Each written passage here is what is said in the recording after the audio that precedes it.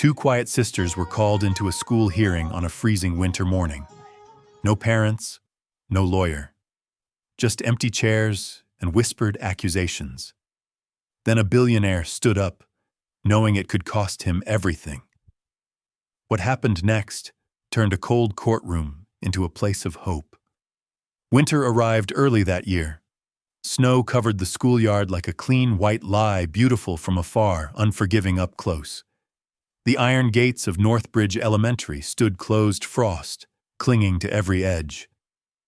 Children waited in small clusters, laughing, stamping their boots, clouds of breath rising into the pale morning air. At the far end of the gate, Luna Harper stood perfectly still. She was 8 small for her age, her brown coat thin and frayed at the cuffs. One mitten was missing. Her other hand was tightly wrapped around her sister's. Mila, 5 years old, pressed close to her side, half hidden, her nose red from the cold. They didn't complain. They never did. Luna adjusted Mila's scarf twice, making sure it covered her chin. Mila's boots were a size too big. She kept lifting one foot, then the other, trying to keep warm without letting go. Snowflakes landed in Luna's hair. She didn't brush them away. Around them, parents chatted. Teachers walked past with clipboards and steaming coffee. No one noticed the two girls standing slightly apart, as if the cold had already claimed them as its own. Mila whispered, barely audible, "Is it bad today?" Luna shook her head, a quiet promise. "No, just cold." The gate creaked open. Children rushed forward. Luna waited until the crowd thinned before guiding Mila inside. She moved carefully, like someone who had learned early that drawing attention was dangerous. Behind them, a black sedan slowed at the curb. Inside, Ethan Caldwell watched the schoolyard through fogged glass. He was there to review a donation project, nothing more, but his eyes lingered on the 2 small figures disappearing through the gate. Something about the way the older girl walked, protective, alert, stirred a memory he had spent years burying. The driver asked Sir Ethan, didn't answer. The gate closed. The snow kept falling.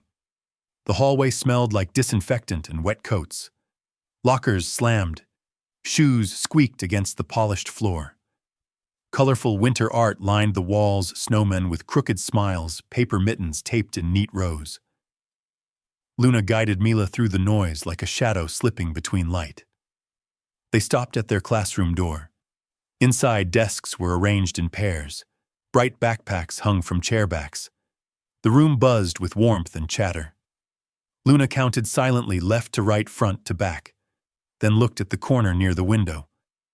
Their seats. 2 chairs, slightly apart. Mila hesitated. Her fingers tightened around Luna's sleeve. "Do we sit there?" Luna nodded. Yes, they took their places quietly. Mila swung her feet, not quite reaching the floor. Luna placed their backpacks under the desk, with careful precision, as if neatness could protect them. The teacher entered without looking their way. Math passed. Reading followed. Luna answered every question when called on, her voice steady, controlled. Mila traced shapes in the margin of her notebook, glancing up whenever someone laughed too loudly. At recess, snow fell harder. Children ran outside, screaming with joy. Luna and Mila stayed near the wall, watching boots kick powder into the air.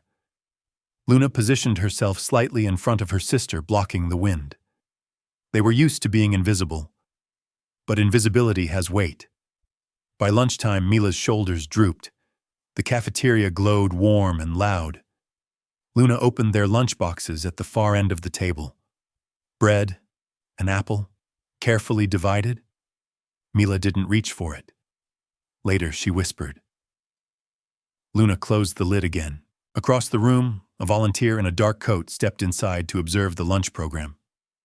Ethan Caldwell scanned the table's numbers efficiency process. Then he saw them. 2 girls, 2 unopened lunchboxes, not laughing, not eating, just waiting. Ethan paused. Something about that waiting felt heavier than hunger. The cafeteria clock ticked louder than it should have. Luna kept her hands folded on the table. Mila rested her head against Luna's arm, eyes half closed, pretending the room wasn't spinning. They had learned the rule early: if you don't draw attention, nothing gets taken away. Across the room, trays clattered. Milk cartons popped open. Someone spilled juice and laughed. Mila shifted. Her stomach growled, soft, traitorous. Luna leaned closer, her voice calm. After school, she whispered. Okay. Mila nodded, trusting without question. At that moment, a shadow fell across the table. Ethan stood there unnoticed by everyone else. Up close, he could see the thinness of Luna's sleeves, the way Mila's fingers clutched fabric instead of food. He didn't speak right away. Instead, he crouched slightly, not to intimidate, not to tower. Just enough to meet their eyes. Hi, he said gently. Is something wrong with the lunches? Luna's back straightened. She had been trained for questions. No, sir, she answered. Polite. Perfect. We're not hungry. Mila stayed silent, eyes fixed on the closed box. Ethan waited. Silence stretched, the kind that reveals more than words. May I sit? He asked. Luna hesitated, then nodded. He sat. The bench creaked. Ethan noticed the names written in faded marker on the lunchboxes. L. Harper, M. Harper, sisters. He glanced at the clock. Lunchtime was almost over. Did anyone ask you if you were okay today? He asked softly. Luna looked at Mila first, then back at him. Her answer was quiet. Honest. No. The bell rang. Children stood, noise flooding back in. Luna grabbed both lunchboxes untouched. Mila slipped her hand into Luna's coat pocket. Ethan remained seated as the room emptied. For the first time that winter, he felt something crack, not loud, not sudden, but deep. And once cracked, it refused to be ignored. The report was written in clean language, too clean. Words like pattern, concern, and disruption appeared neatly typed across the page. No raised voices, no broken rules, just enough ambiguity to sound official. Luna and Mila sat side by side in the counselor's office, their feet not touching the floor. The heater hummed softly, but the warmth never quite reached them. The counselor smiled the way adults do when they believe they are being kind. This is just a formality, she said, folding her hands. Nothing to be afraid of. Luna listened carefully. She always did. Your teacher noticed that you don't participate much, the counselor continued, and that you keep to yourselves. Luna nodded once. Mila leaned closer. We're reviewing a few situations, the counselor said. It's important for the school to maintain a healthy environment. Luna understood the words. She just didn't understand why they felt heavy. Are we in trouble? Mila whispered. The counselor hesitated just a second too long. Not exactly. Luna felt it then. The shift, the invisible line being drawn. Outside the office, snow slid slowly from the window ledge, leaving wet streaks behind. Luna watched it fall, memorizing the pattern. She had seen this before. People didn't need reasons. They needed something easy. The counselor slid the report across the desk. We'll need you to wait in the library tomorrow morning, just until we finish reviewing. Luna glanced at the paper. No signature. No explanation written for them. She picked it up carefully like it might tear. May I ask something? Luna said. The counselor looked surprised. Of course. Did anyone ask what really happened? Luna asked quietly. The counselor's smile softened, but her answer did not change. We have enough information for now. Luna nodded again. She took Mila's hand as they left the office. Behind them, the report remained on the desk. Still clean. Still quiet. Still dangerous. The next morning, the snow was thicker. Luna noticed it immediately. Thicker snow meant fewer footsteps, fewer witnesses. They were called out of class before the bell finished ringing. Children turned in their seats. Whispers followed them down the aisle. Luna kept her eyes forward. Mila stumbled once, then caught herself. In the hallway, the vice principal waited with a clipboard. "Girls," she said gently, "you'll be spending today outside the classroom." Mila's fingers tightened. "Did we do something bad?" "No," the vice principal replied quickly. "This isn't punishment," but the word suspension was printed clearly at the top of the paper she handed Luna. "Temporary, administrative, under review." Luna read every line. They were escorted to the library, a quiet, warm, and painfully empty. Snowlight filtered through tall windows, casting pale rectangles on the carpet. "Stay here," the vice principal said. "Someone will check on you." The door closed. Minutes passed, then longer. Mila sat curled in a chair, staring at the shelves. "Are we going home?" Luna shook her head. "Not yet, but they don't want us there," Mila whispered. Luna didn't answer. At midday, the library door opened. A man stepped inside, removing his gloves. His coat was dark, expensive, but his eyes were tired in a way money couldn't fix. Ethan Caldwell. He stopped when he saw them. Two girls. Alone. Not reading, not playing. Waiting. "I was told the library would be empty," he said to the aide behind him. The aide frowned. "They're part of a review." Ethan looked back at Luna, at the paper clutched in her hand. A review of what he asked. The aide hesitated. "I'll leave you a moment," she said, retreating too quickly. Ethan didn't sit this time. He knelt in front of them, eye level. "What happened?" he asked softly. Luna met his gaze. For the first time, she didn't know which answer would keep them safe. Ethan waited. He had learned long ago that silence could be an invitation or a warning. He stayed still, hands open, giving the moment room to breathe. Luna glanced at Mila. Mila looked back, eyes wide, searching for permission. Luna nodded once. "We didn't do anything," Mila said quickly, the words tumbling out. "We just sat together." Ethan felt something tighten in his chest. Luna added slower, more careful. "We didn't want to bother anyone." That sentence stayed with him. Ethan straightened slightly. "Did anyone ask you what you needed?" Luna shook her head. "Did anyone explain what this review is about?" Another shake. Ethan exhaled. He had sat in boardrooms colder than this library. He had watched people bury mistakes under paperwork and calm language. He recognized the shape of it now. "This paper," he said, gently gesturing to the notice. "May I see it?" Luna hesitated, then handed it over. Ethan read quickly, too quickly for comfort. No timeline. No advocate listed. No guardian notified. He looked back at them. "Where's your parent or guardian?" Luna's voice dropped. "We don't have one here." Mila's hand slipped into Luna's pocket again. Ethan stood. "I need to make a call," he said. "I'll be right outside." In the hallway, he dialed the principal's office. "I'd like to understand why 2 students are removed from class without representation," he said calmly. There was a pause. Then deflection. "School policy, I fund 3 of your programs." Ethan interrupted, not raising his voice. "And policy requires due process." Another pause. Longer. "We're scheduling a hearing," the voice finally said. Ethan looked through the glass wall at the girls sitting silently among books they weren't reading. When he asked, "Tomorrow morning." Ethan ended the call. He returned to the library and crouched in front of Luna and Mila.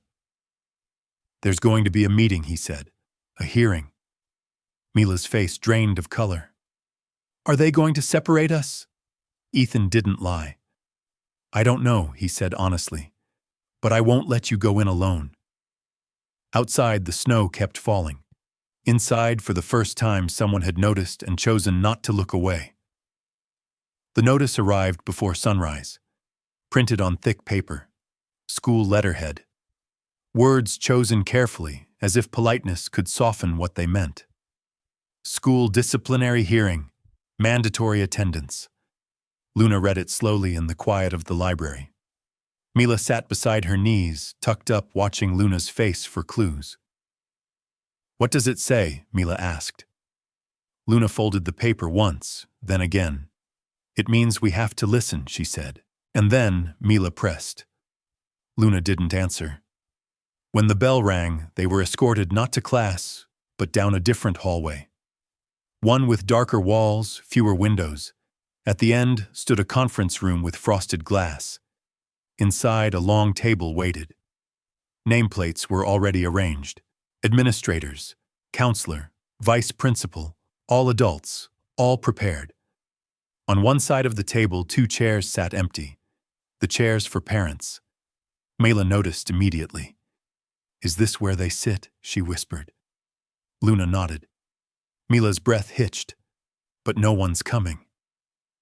Luna squeezed her hand, harder than usual. The door opened again. Ethan Caldwell stepped in coat, dusted with snow. He scanned the room once, then walked straight to the empty chairs and pulled one back. "I'll sit here," he said calmly. A few heads turned. "You're not listed as the vice principal," began. "I know," Ethan replied. "That's why I'm here." Silence spread across the table. "This hearing concerns internal matters," the counselor said carefully. Ethan met her eyes. "It concerns 2 children without representation." He placed his hand flat on the table. "I won't speak unless I'm asked," he added. "But I will stay." The vice principal hesitated, then nodded. Luna watched this exchange with quiet focus. For the first time since the notice arrived, she felt something unfamiliar. Not safety, but possibility. The hearing began without ceremony. No one introduced Luna or Mila. Their names were read aloud like items on an agenda. Behavioral patterns, one administrator said. Social withdrawal, another added. Luna listened, counting each word. Mila's feet swung nervously beneath the chair. She leaned closer to Luna, her voice barely a breath. "They're talking like we're not here." Luna nodded. Across the table, the empty chairs seemed louder than the speakers. "Have the guardians been notified?" someone asked. The vice principal cleared her throat. "There is no active guardian on record." A pause followed. Heavy, uncomfortable. Ethan shifted slightly in his seat. "So there's no one to answer for them," he said evenly. "This is an internal process," the counselor replied. "We're acting in the school's best interest." "And theirs?" Ethan asked. Another pause. "They've been disruptive," a staff member said. "Not intentionally, perhaps, but enough to raise concern." Luna's fingers tightened around the edge of the chair.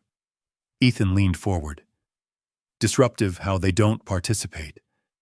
They sit apart. They avoid engagement." Ethan glanced at the girls. "So, they're quiet." The room shifted. "That's an oversimplification," the vice principal said. Ethan nodded. "Then let's be precise. What rule did they break?" No one answered immediately. Mila's breath grew shallow. She stared at the tabletop, tracing a scratch in the wood. Luna raised her hand. The movement was small, but it stopped the room.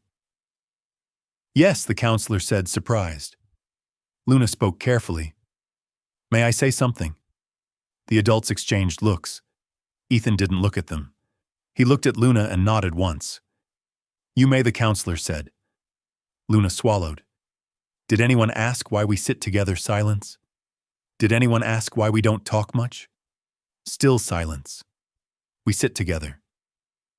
Luna continued, voice steady, "Because it's quieter, and quiet helps my sister."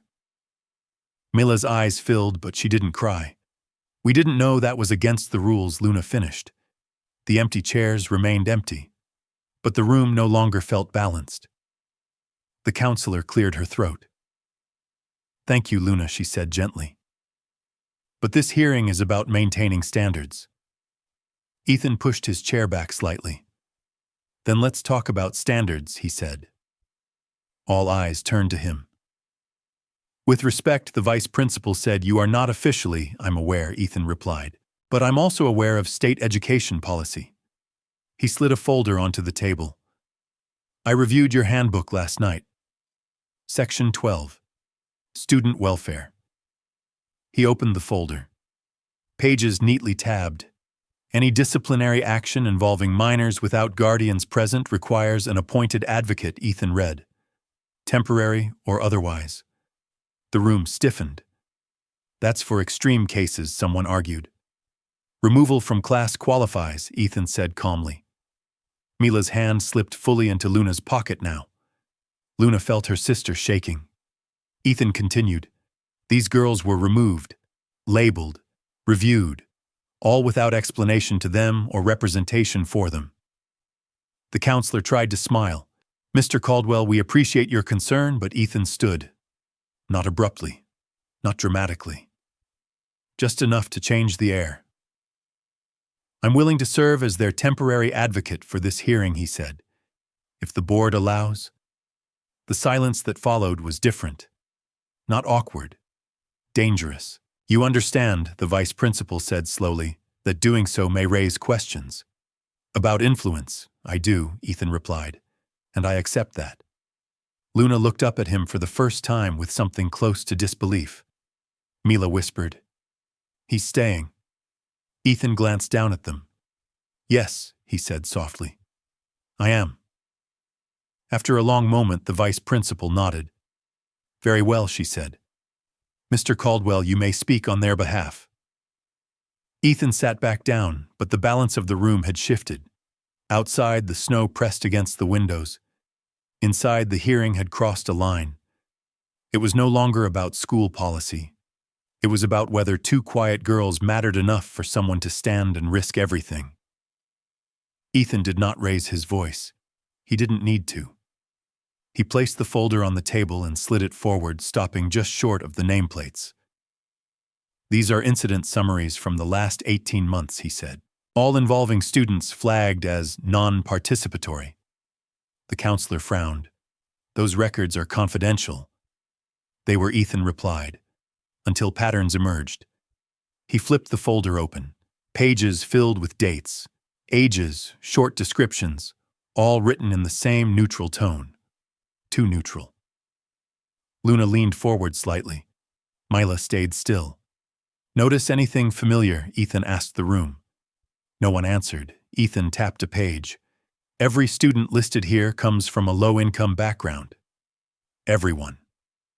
A chair scraped softly against the floor. That's a coincidence, someone said. Ethan shook his head. Coincidences don't repeat this cleanly. He turned another page. Each case ended the same way, he continued. Quiet removal. Internal review. No appeal. The vice principal's jaw tightened. We act in the best interest of the school community. And what about the children? Ethan asked. Silence. Luna studied the pages. She recognized the language now. She had heard it before. Words meant to close doors without slamming them. Do these files include outcomes? Ethan asked. They're not relevant, the counselor replied. Ethan closed the folder. They're the only thing that's relevant. He leaned back and looked at Luna and Mila. Did you know, he asked gently, that you're not the first? Luna's fingers curled slowly. Mila whispered. Others, Ethan nodded. Others who sat quietly. Others who didn't complain. Luna felt heat rise behind her eyes, not anger, not fear. Understanding. The hearing room no longer felt like a school. It felt like something much older and much more fragile. The counselor adjusted her glasses. Luna, she said, softening her tone, is there anything else you'd like to share? Luna hesitated. This was the moment she had prepared for without knowing it. She glanced at Mila. Mila nodded once, barely noticeable. Luna drew in a slow breath. Yes, she said. Her voice did not shake. I knew the report would happen, Luna continued. I knew if we talked too much, someone would notice us. The room stilled. So I told Mila to stay quiet, Luna said. I told her not to answer questions unless I said it was okay. Mila's eyes widened, but she didn't interrupt. I thought if we were invisible, Luna said we could stay. Ethan felt something break open in his chest. The counselor's pen stopped moving. You chose not to speak, the vice principal asked. Luna nodded. Because when children speak, adults decide things. No one corrected her. I didn't want them to decide for my sister, Luna said. I just wanted school to be safe. Mila finally spoke, her voice small. She tells me when to breathe. A few heads bowed. Ethan leaned forward. Luna, he said quietly. You shouldn't have had to do that. Luna looked at him, but I did. The counselor cleared her throat. This hearing is about behavior, it's about survival, Ethan said, cutting in. Not sharply, just truthfully. He looked around the table. You labeled caution as disruption, he said. You punished protection. The vice principal shifted. That was not our intent. Intent doesn't erase impact, Ethan replied. Luna reached for Mila's hand under the table. For the first time, Mila squeezed back, not in fear, but relief. Luna had spoken, and the room could not unhear her. The hearing no longer followed the agenda. Questions came faster now, less rehearsed. Why were these files not disclosed earlier? Why wasn't child advocacy consulted? Why were the guardians never notified? Each question landed heavier than the last. Ethan answered only when necessary. Mostly he let the silence do the work. The counselor finally spoke. We were trying to prevent disruption to the broader student body. Ethan stood again. This is no longer a school matter, he said. It's a procedural one. The vice principal stiffened. Are you threatening legal action? Ethan met her gaze. I'm preventing it. He gestured to Luna and Mila. These children were removed without due process. He continued. They were reviewed without representation. And now we know this has happened before. He paused. If this hearing continues under its current framework, Ethan said any decision made here will be challenged. The word challenged echoed. Snow pressed harder against the windows, as if the building itself were listening. The counselor whispered something to the vice principal. Then reluctantly, the vice principal nodded. This hearing will be reclassified, she announced. Effective immediately. Luna blinked. What does that mean? Ethan knelt beside her chair. It means, he said softly, this is no longer about punishment. Mila looked up. Then what is it about? Ethan took a breath. It's about rights, he said. The vice principal cleared her throat. We will need to consult legal counsel. Ethan nodded. So will I. For the first time since winter began, Luna felt the ground shift beneath her feet. Not slipping, settling. The system had noticed them, and this time it could not look away. The room felt smaller after the hearing was reclassified. Phones were silenced, doors were closed. A legal advisor joined remotely on a screen mounted at the far end of the table. The adults sat straighter now, as if posture alone could restore control. Ethan remained calm. He reached into his briefcase and removed a small flash drive, placing it gently on the table. The sound it made, soft plastic against polished wood, was louder than it should have been. I was sent something last night, he said. Anonymously, the vice principal frowned. Sent by whom I don't know, Ethan replied. But I verified it. The legal advisor leaned closer to the screen. What is it? A recording, Ethan said. From an internal meeting, 3 months ago. The counselor stiffened. That meeting was confidential. So were the files, Ethan said quietly, until they weren't. He looked at Luna and Mila before continuing. You don't have to listen, he told them. Luna shook her head. We want to. Mila hesitated, then nodded. Ethan inserted the drive. A voice filled the room. Familiar, calm, professional. We need to reduce visible disruptions before enrollment season, the voice said. Parents notice patterns, another voice responded. What about the quieter students? A pause. Then, those are easier. Less pushback. Mila's fingers tightened painfully around Luna's hand. The recording continued. We'll document behavior concerns. Internal review only. No escalation unless necessary. Silence followed, not from the recording but from the room. The counselor's face had drained of color. The vice principal stared at the table unmoving. The legal advisor spoke first. "Who is speaking in this recording?" Ethan didn't answer. He didn't have to. The names were already known. Luna felt something cold and sharp settle in her chest. Not fear, not sadness. Clarity. "So it wasn't about us," she said softly. No one corrected her. "It was about being convenient," Luna continued. "Quiet." Ethan met her eyes. "Yes," Mila's lip trembled. "We tried so hard." Ethan turned back to the room. "This recording demonstrates intent," he said. "Not malice, but negligence.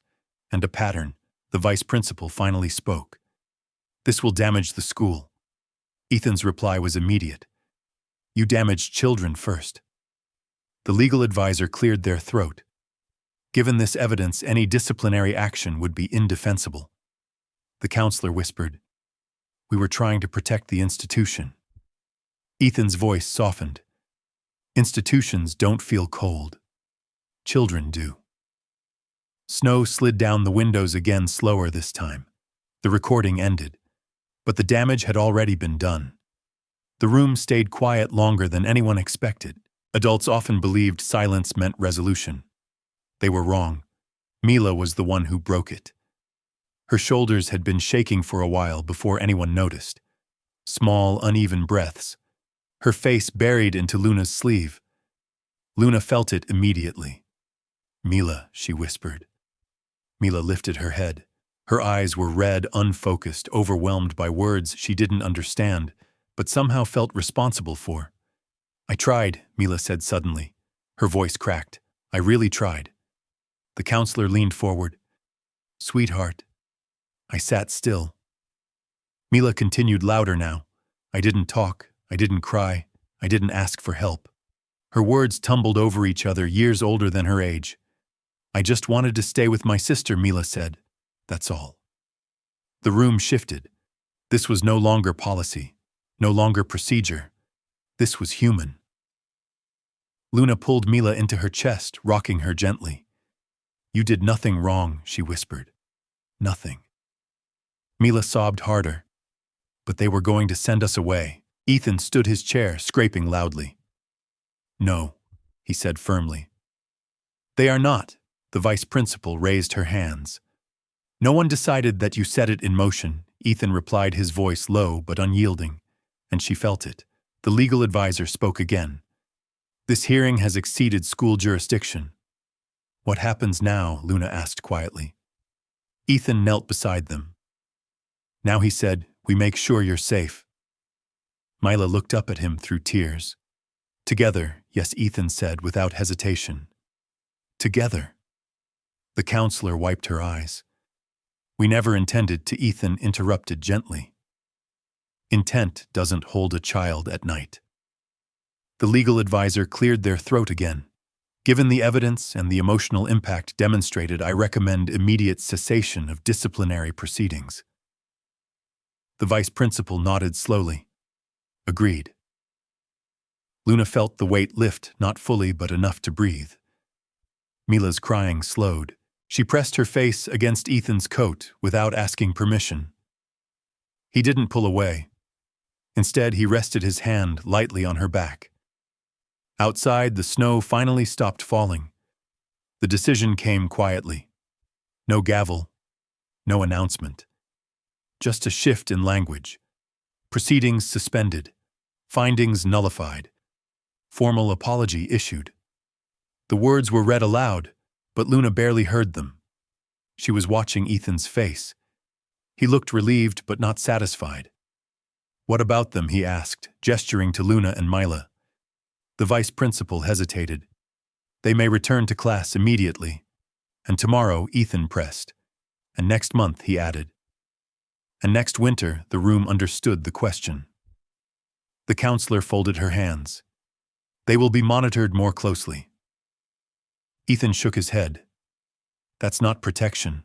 That's surveillance," the legal advisor interjected. "The children require a long-term advocate." Silence fell again. The vice principal spoke carefully. "Do you have a proposal, Mr. Caldwell?" Ethan inhaled slowly. "I do," he said, "but it comes at a cost." All eyes were on him now. "I'm willing to assume temporary legal guardianship," Ethan continued, "to ensure continuity, stability." The counselor gasped softly. The vice principal's expression hardened. "You understand the implications?" "I do," Ethan said. "Conflict of interest review, media scrutiny, business divestments if necessary." Luna's heart pounded. Mela whispered, "Is he leaving?" Luna shook her head. Ethan looked at the girls. "I can't promise everything will be easy," he said gently, "but I can promise you won't face this alone again." Mela stepped forward. Without asking, she wrapped her arms around him. Ethan froze for half a second, then hugged her back. The legal advisor spoke. "Given the circumstances, I will recommend the court-approved temporary guardianship pending review." The vice principal nodded. "So noted." Luna felt tears burn her eyes for the first time that day. Not from fear, from release. Ethan stood holding Mila's hand and looked at Luna. "Is that okay with you?" he asked. Luna didn't answer right away. She thought of the cold mornings, the empty chairs, the silence she carried. Then she nodded. "Yes," she said. Outside, winter still ruled the city. But inside that room, something irreversible had changed. The paperwork didn't feel like paper. It felt like gravity. In the hours after the hearing, the school's tone changed completely. Polite calls, formal emails, careful language meant to sound compassionate. But Ethan Caldwell knew better than to confuse courtesy with safety. Systems didn't turn gentle overnight. They simply learned how to protect themselves with softer words. He escorted Luna and Mila out through a side hallway to avoid the curious stares gathering near the office. Snow had stopped, but the cold had settled deeper, packing itself into the sidewalks and the breath of every passerby. Ethan's driver opened the car door, and for a moment the girls froze, unsure if they were allowed inside something that clean. "It's okay," Ethan said. "This is just a ride." Mila climbed in first, hugging her backpack like a lifeline. Luna followed more carefully, eyes scanning the interior like she was counting exits. Ethan sat across from them, his phone already buzzing. His chief of staff, Marianne Klein, spoke the moment he answered. "Ethan, the school board has contacted legal, and 2 local outlets are asking why you attended a disciplinary hearing." "Because 2 children were alone," Ethan said. A pause. "You understand what they'll imply." "I don't care," he replied. "You will," Marianne said quietly, not unkindly. "They'll frame it as influence, interference, an attempt to control the narrative because you donate to the school." Ethan stared out the window at the snowbanks lining the street like silent witnesses. "Then we tell the truth." Marianne exhaled. "Truth won't stop a compliance investigation." That word landed like ice. At home, if you could call Ethan's glass and stone house a home, things moved quickly. A guest room was prepared, warm blankets folded neatly. A child psychologist Marianne trusted was contacted. A family law attorney was called to begin the emergency guardianship filing. Ethan didn't rush the girls. He let them walk slowly, let them look, let them breathe. Mila wandered into the living room and stopped in front of a fireplace that clicked on with a soft whoosh. She didn't touch it. She simply stared at the flames like they were something she'd heard about, but never seen up close. Luna stayed near the doorway, shoulders squared, eyes alert. "You can sit anywhere," Ethan told her. Luna didn't move. "Do you need anything?" he asked. She hesitated. "Will someone come and take her?" Ethan's chest tightened. "Not tonight." "That's not what I asked," Luna said softly. He swallowed. "People may ask questions," he admitted, "but you won't be alone when they do." Luna's gaze didn't soften. It sharpened. "You said you lost a case," Luna said suddenly. Ethan blinked. "Who told you that?" "No one," Luna answered. You look like someone who knows what courtrooms feel like." Ethan held her eyes. For a moment, he considered giving her the polished version, the adult version. Then he chose something else. "I did," he said, "a long time ago. I thought working harder could fix everything. It didn't." Luna nodded once, as if confirming a theory. "And you're doing it again," she said. "Not the same way," Ethan replied. "This time I'm not choosing work over someone who needs me." That night, after the girls fell asleep, Mila curled tight like a comma. Luna still angled toward the door. Ethan sat with Marianne and his attorney, Caleb Rowe, in the kitchen. Snowlight reflected off the windows in cold blue squares. Caleb placed a folder on the table. "We can file for temporary guardianship based on immediate need and stability. It's strong." "What's the risk?" Ethan asked. Caleb didn't hesitate. "Conflict of interest inquiry because of your donor status. And if anyone claims you're using influence, the court will scrutinize everything. Your schedule, your home, your intent." Marianne added softly. "And the media, if this becomes a story, will treat you like a headline, not a human." Ethan stared at the folder. "Do it," Caleb nodded. "One more thing. Your foundation has grants tied to school contracts. If you take guardianship, we should proactively separate you from any decisions involving that school. Full transparency." "Fine," Ethan said immediately. Marianne's eyes flicked up. "Ethan, that's millions." "It's not a donation," Ethan said, voice steady. "It's a door I'm closing so they can't claim I opened it for myself." He signed the initial forms with a pen that felt heavier than it had that morning. Then he looked toward the hallway where the girls slept behind closed doors. The house was warm, silent, safe for now. But he understood the truth better than anyone. Doing the right thing was never the end of the story. It was the beginning of the fight. 3 days later, winter came back with teeth. The city woke to a slate-gray sky and a wind sharp enough to make streetlights hum. Ethan arrived at the courthouse early, not because he needed to, because he couldn't stand waiting at home while strangers decided the fate of 2 small lives. Luna and Mila stayed with Marianne. Mila refused to let go of the scarf Ethan had given her. Luna refused to show she noticed. In the courthouse lobby, Ethan watched people move like pieces on a chessboard. Attorneys with briefcases, clerks with files, families holding hands too tightly.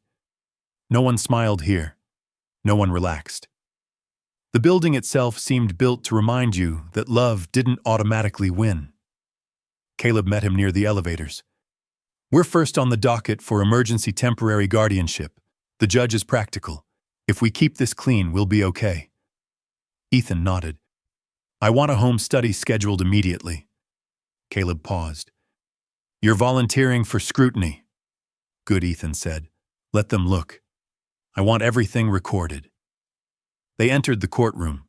The judge reviewed the petition with the expression of someone who had seen too much and trusted too little. "These children have no active guardian on record," the judge said. "Mr. Caldwell, you are requesting temporary guardianship pending further review." "Yes, Your Honor." "And you have a donor relationship with their school." "Yes." The judge's eyes narrowed slightly. "Why involve yourself?" Ethan could have answered, "with money, with influence, with a speech." Instead, he chose the simplest truth. "Because they were alone," he said. "And because I know what it does to a child when adults look away." The judge studied him longer than was comfortable. Then temporary guardianship granted pending investigation, home study, and hearing in 30 days. Ethan exhaled slowly, relief, but not victory. Outside the courthouse, Caleb handed him a copy of the order. "This is good," he said. "It gives us time." Ethan barely heard him, because across the plaza a woman stood beneath an overhang staring like she had been waiting for him. Mid-30s, polished coat, a leather folder tucked under her arm. She walked with the confidence of someone who believed she belonged in every room she entered. She approached Ethan directly. "Mr. Caldwell?" she asked. Ethan's body tightened. "Yes." She offered a hand. "Sloane Harper." The name hit like a sudden gust through a cracked door. Caleb straightened. "You're related to the children," Sloane gave a careful smile. "Second cousin on their mother's side. I was notified by a caseworker that there was movement." Ethan's eyes narrowed. Notified how Sloane tapped her folder. The system alerts extended family when a child's status changes. It's standard. Caleb's voice cooled. The children have no active guardian. That usually triggers outreach long before now. Sloane's smile didn't falter. "I was traveling. Work." Ethan didn't trust the way she said it, too smooth, too prepared. "What do you want?" Ethan asked, blunt. Sloane's eyes flicked to the court order in his hand. "I want what's appropriate. A stable family placement." Caleb stepped forward. "Placement is determined by the court." "Of course," Sloane said, the picture of cooperation. "But I assume you understand how this looks, Mr. Caldwell. A billionaire taking guardianship of two unrelated girls connected to a scandal." Ethan's jaw tightened. "They're not a scandal." Sloane lowered her voice, leaning in just enough to feel like a threat without sounding like one. "Then you won't mind a full hearing." Caleb's eyes hardened. "If you're a viable relative, the court will consider it. But your timing is questionable." Sloane lifted her shoulders slightly. "Timing is not my fault. Opportunity is." Ethan stared at her. "Opportunity." Sloane's smile turned almost apologetic. "The state provides benefits. There are also scholarship funds. And reputational value, if I'm being honest. Two girls attached to a public story can attract a lot of charitable attention." Caleb inhaled sharply. "You just admitted I admitted reality," Sloane said, still calm. "You live in reality too, Mr. Caldwell. You're just used to calling it something nicer." Ethan felt something cold settle behind his ribs. This woman wasn't here for Luna. Or Mila. She was here for what the girls represented. Ethan's voice dropped. "You won't use them." Sloane's eyes gleamed. "Then prove it. In court." She turned to leave, heels clicking against stone, then looked back once. "Oh," she added lightly. "They'll ask the girls where they feel safest. Children's preference can matter." Ethan didn't blink. Sloane walked away into the winter wind. Caleb leaned closer. "She's going to file." Ethan stared after her. "Let her." He looked down at the court order in his hand, the seal still fresh, still warm from the printer. A temporary victory. A fragile one. And now a new fight had stepped out of the snow. That evening, Ethan didn't tell the girls everything. Not because he wanted to hide the truth, because he refused to make them carry the weight of adult ambition. But children had a way of sensing storms before adults admitted they existed. Luna noticed the moment Ethan stepped into the house. He moved a fraction too carefully. He hung his coat as if it might break. His eyes checked the hallway twice. Mila ran to him anyway, arms open, trusting the way only a child can when someone has proven they will stay. Ethan lifted her gently. "Hey, bug." Mila pressed her face into his shoulder. "Did you win?" Ethan closed his eyes for a brief second. "We got a good step." Luna stood by the living room doorway, arms folded tight. "That's not an answer," she said. Ethan set Mila down and looked at Luna. "You're right." He took a slow breath and chose his words like he was placing stones across ice. "A relative came forward today," he said.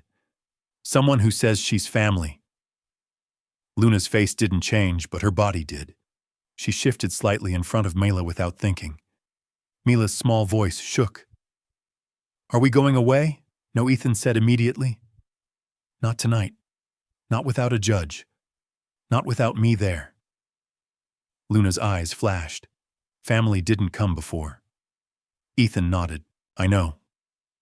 He sat on the edge of the couch, keeping his posture open, no pressure, no trap. "Her name is Sloane Harper." Mila's mouth opened slightly. Harper, Luna's hand tightened around Mila's shoulder. "We don't know her." Ethan's voice softened. "The court will want to meet her. The court will also want to hear from you." Mila's eyes widened. From us, Ethan nodded. They may ask where you feel safest. Mila's breath quickened. Together, she said at once. With Luna. Luna's voice was steady, but her eyes were bright. She stays with me. Ethan's throat tightened. I want that too. And I'm going to fight for it. Luna stepped closer. Are you going to lose again? The question was quiet, but it cut. Ethan didn't flinch. He didn't pretend. I don't know, he admitted. Courts are complicated. Luna's chin lifted. Then why did you do it? Ethan held her gaze. Because when you're a child, maybe is still better than no one. The room stayed silent. A log cracked softly in the fireplace. Warmth filled the space. Mela stared at the flames as if they were proof that cold didn't have to last forever. Marianne entered from the kitchen, her expression careful. She set a mug of cocoa in front of Mila and another in front of Luna. Luna didn't touch it. Marianne looked at Ethan. Sloane filed a notice of interest, she said gently. We'll get a hearing date soon. Mila's hands trembled around the mug. Do they take kids away? Ethan leaned forward, voice low, grounding. The court's job is to choose what's best for you, and I'm going to make sure they see the truth. Luna's eyes narrowed. What truth? Ethan hesitated, then decided she deserved it. That she didn't come because she loves you, he said. She came because she wants something. Mela frowned, confused. Luna didn't look confused at all. She wants us to be useful, Luna said softly, as if naming something she'd always understood. Ethan's chest tightened. Yes, Luna swallowed, then spoke with a steadiness that didn't belong to 8 years old. Then the court should know, she said. Ethan nodded slowly. And we'll tell them, carefully, respectfully, clearly. Mila looked from Luna to Ethan. Will we have to talk in front of strangers? Ethan reached for her small hand. Only if you're comfortable, and you'll have support. Luna's voice dropped. If they ask me, I can do it. Ethan looked at her, really looked, the way she stood like a shield, the way she carried Mila's fear like it was her responsibility. No, he said gently. You don't have to carry everything anymore. Luna blinked fast, but Ethan's voice softened, but it didn't bend. You can be 8. Luna stared at him as if the concept was foreign. Mila leaned into Luna's side and whispered, Can we just stay? Ethan's eyes burned. He forced his voice steady. That's the plan, he said, and I'm not changing it. Outside, the wind rattled the window frames. The winter world tried to remind them it was still in charge. But inside the house, something else was taking root, quiet and stubborn. A kind of warmth that didn't pretend the cold was gone, only that it could be endured. Together. The courtroom smelled faintly of old paper and cold air. Outside, snow fell again, slow, deliberate, as if winter itself had come to listen. Luna and Mila sat side by side on the wooden bench, their feet barely touching the floor. Mila clutched Luna's sleeve. Luna kept her back, straight, eyes forward. Ethan sat behind them, close enough to feel far enough to let them breathe. Across the aisle, Sloane Harper adjusted her coat and offered a measured smile to the judge. She spoke confidently about stability, about family ties, about opportunity. Her words were polished, practiced. When it was Ethan's turn, he stood. He didn't speak about money. He didn't speak about resources. He spoke about mornings, about unopened lunchboxes, about 2 empty chairs. I'm not here because I can give them more, Ethan said quietly. I'm here because I won't ask them to disappear to make life easier. The judge listened without interruption. Then came the question everyone feared. Luna, the judge said gently, Do you understand why we're here? Luna nodded. Do you feel comfortable telling the court where you feel safest? Luna took a breath. She didn't look at Sloane.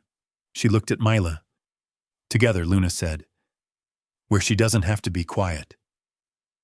The room held its breath. The judge nodded slowly. Snow pressed against the windows. Winter waited. The ruling took longer than expected. Legal language filled the room, conditions, reviews, safeguards. Ethan listened carefully, ready for whatever cost followed. Then the judge spoke the words that mattered. "Permanent guardianship is granted effective immediately." Mila gasped. Luna closed her eyes.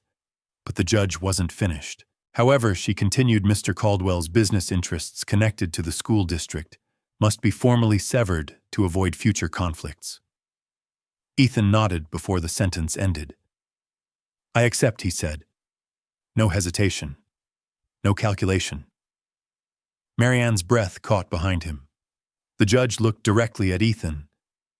"You are aware this will require significant divestment?" "Yes," Ethan replied. "They're not an investment." Sloane's smile finally faded. The gavel came down soft but final. Mila turned to Ethan, eyes wide. "Does that mean—" Ethan knelt in front of her. "It means you're staying." Mila threw her arms around him. Luna stepped forward more slowly. "Are you sure?" she asked, still guarding him even now. Ethan smiled gently. "I've never been more sure." Winter did not end that day. But something loosened its grip. Spring came quietly. The snow melted into thin rivers along the sidewalk, leaving behind damp earth and the promise of warmth. The school gate stood open, no frost clinging to its edges. Luna and Mila walked toward it side by side. They wore new coats, simple, warm, but Luna kept the old one folded carefully in her backpack. She wasn't ready to let it go yet. Mila skipped once, then stopped, checking to make sure Luna was still there. "I am," Luna said, smiling. Across the street, Ethan stood near the car, hands in his pockets. He didn't walk them to the door. He didn't need to. This time they weren't entering alone. At the gate, Mila turned back and waved. Ethan waved too. Luna paused. She looked at the building, then back at him. For the first time, she didn't feel the need to shield anyone. She lifted her hand and waved. The bell rang. Children poured inside. As Luna and Mila stepped through the gate, sunlight broke through the clouds, thin, gentle, real. Winter had not disappeared, but it no longer decided who they were. And that was enough. Did this story leave a lasting impression on you?